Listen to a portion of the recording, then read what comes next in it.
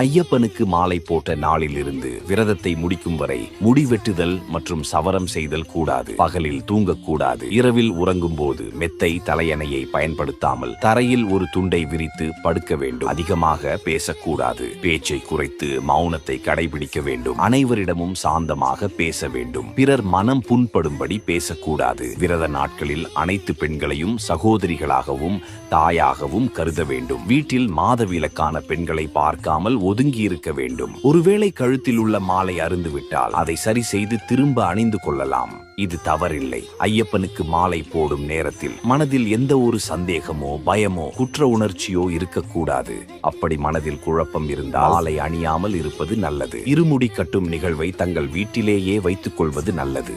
ஏனென்றால் வீடு சுபிட்சமாகவும் மங்களகரமாகவும் இருக்கும். ஒரு மண்டல காலம் விரதம் ஐயப்பனை உண்மையாக உணர்வீர்கள் என்பது நிதர்சனமான உண்மை.